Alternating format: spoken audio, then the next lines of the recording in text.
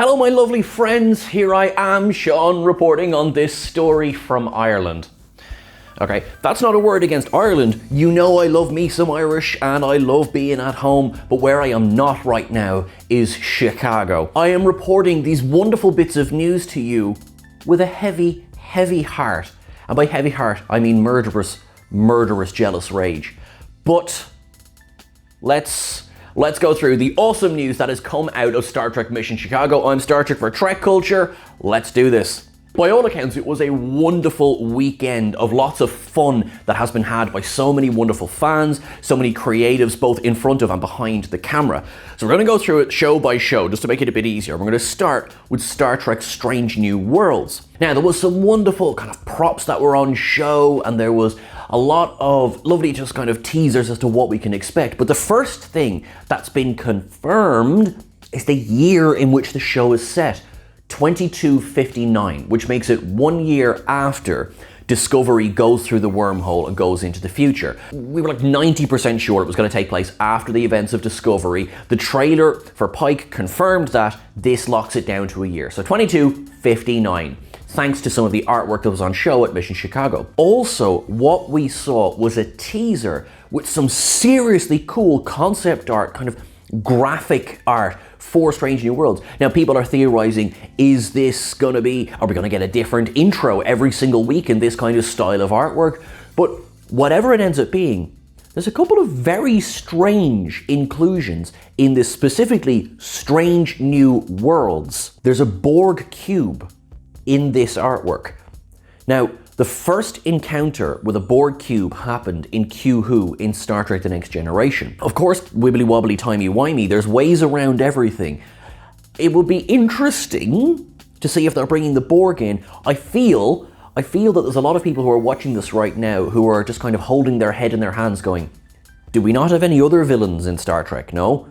Can we not have a look at them as well? Personally, I don't want to see the Borg in Strange New Worlds. I'm going to hang my hat on it now, and if we do, great. Remind me that I said this. They're being used a lot. So it's only an image, it could mean anything. What's also there is an image of a Starfleet officer in a TNG era uniform. If these mean anything, then potentially we have time travel. We could finally be getting the Battle of 0359 on screen, which I've just thought right this second. Hang on, I take back exactly what I just said. Giz the Battle of 0359, thank you very much. Teased in Best of Both Worlds and Emissary. Whatever these end up being, I just have to say, they are gorgeous art. I love the kind of avant-garde style that we've got going on here. Everything that we've seen for Strange New Worlds so far, I am so excited for this show. And just on that, I'm so happy that I get to say so often how excited I am for a new Star Trek show. It's a bloody good time to be a Trekkie. Speaking of new Star Trek shows, there was a panel, of course, on Star Trek Prodigy. There wasn't an awful lot revealed. One thing I can confirm is that there's 40 episodes that have been ordered. They are in the pipeline. So that is happening, right? We've had 10, and there's another 10 coming in 2022. There is a confirmed other 20 coming for season 2. Now that might be 2023, 2024. So probably 2023. So they're happening. There was a teaser of footage shown at Mission Chicago at the panel that showed a conversation between Admiral Janeway and Captain Chakotay. Now, in that teaser, this is obviously set long before the Protostar gets sent to the Delta Quadrant, because Chakotay says, I'm bringing the Protostar to the Delta Quadrant, and Janeway replies with, the only way you'd get me back there is as a hologram. Lol. But then they share a lovely hug and an embrace, because these two characters, depending on what side of the aisle you come down on. So if you are a JC shipper, this is exactly everything you've ever been hoping for. If you believe they are just really good and close friends, this is everything you've been hoping for. This is a win-win. So really excited to see, is this from the very next episode, which will be episode 11 of Star Trek Prodigy? And also, if we're getting her watching, this is her watching a hologram of this, if we're getting her watching this, are we going to get a lot more time on the Dauntless now as well? Remains to be seen. Really super excited. There's been such wonderful feedback for Prodigy so far. Also, the makers behind this show are legends. Also, Dal rocked up to the panel, and that is just impressive cosplay. The show that we have basically no news about is season 5 of Star Trek Discovery, because it hasn't started filming yet. Some people have said that potentially, because of the way that ships are down, that the season 3 of Star Trek Picard might take the slot that would have gone to season 5 of Discovery. Remains to be seen. Discovery, out of all of the shows, has, in this week at least, it's been wrapped up in a little bit of unpleasant controversy, and that is because of NFTs. NFTs have been compared to Ponzi schemes, so Star Trek's involvement in this is super disappointing. Sonequa Martin-Green, who is an executive producer on Star Trek Discovery, and Anthony Rapp both tweeted out their excitement for Star Trek's partnership with NFTs. Now, before we descend en masse, there is no way that they have not seen the discourse online about fans' serious aversion to NFTs. There has to be a contractual agreement that was behind those tweets. So before anyone starts piling on anyone, that is not what the purpose of this is about. NFTs, they're not good. All right, I'd say I'm hanging my hat on that. They're not good. Anyone who's involved in the franchise who has to tweet out in support of them, I have to say that this is, again, there is a contractual agreement. So take that with a pinch of salt. There was a stand at Mission Chicago, so, you know, for this new partnership. Several images showed fans not really supporting it. That's how I will describe it. That's how I'll leave it at that. Unfortunately, I don't have any other news to put in for Star Trek Discovery there, so we'll have to come to that. Now, much more positive news, Star Trek Picard. So we knew before Mission Chicago that season 3 was coming and that we had basically the entire main cast of The Next Generation is returning. It seems that we're not getting Will Wheaton back. I do hope that that is a red herring. I'd love to see Wesley Crusher back. Frankly, he deserves better. I'd love to see everyone back, but we know at least that we're getting Patrick Stewart, LeVar Burton, Brent Spiner, Jonathan Frakes, Michael Dorn, Gates McFadden, and Marina Sirtis. They're all confirmed for season 3, which probably led to the rumor. The rumor was that a Star Trek Picard movie is on the way, and it's going to wrap up everything. That has already been shot down by showrunner Terry Matalas. He said, no, it's not happening.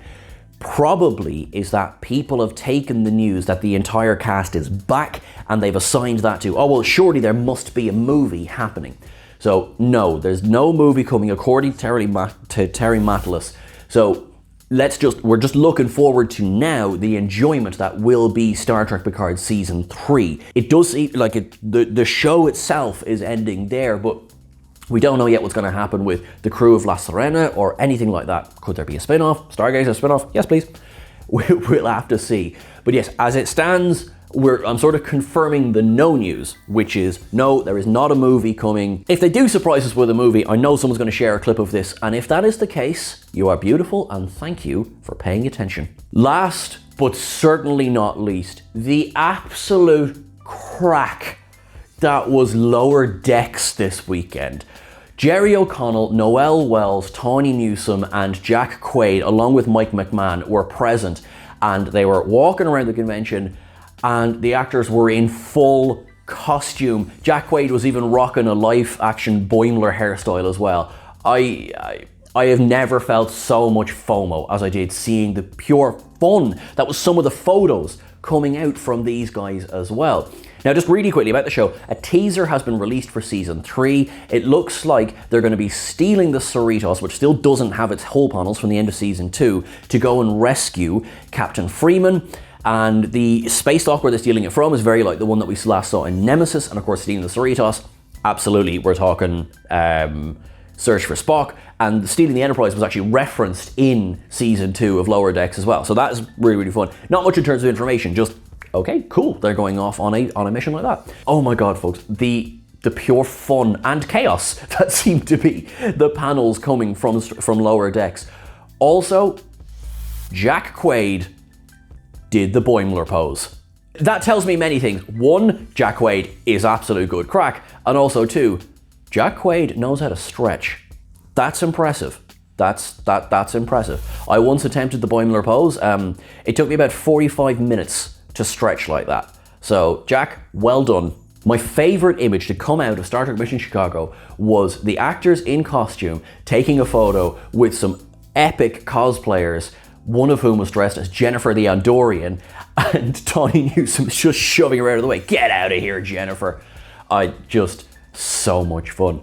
That is everything for now. There's some cool props coming up. That looks like there's some nice new replica dolls coming up as well. More information on that as it comes. But for now, if you have any fun stories, if you were at Mission Chicago, please reply to this video with some of your favorite stories from the weekend. I may not have been able to be there, but I'm enjoying your enjoyment, okay? I'm basically stealing your enjoyment and I need more. Thank you so much. Don't forget to like, share, and subscribe, everybody. You can catch us on Twitter at Trek Culture. You can catch myself at Sean Ferrick on Twitter, Instagram, and TikTok, where I post daily behind the scenes and tidbit videos about Star Trek. So check those out. You're all awesome. Live long and prosper. Have a great day. Make it so.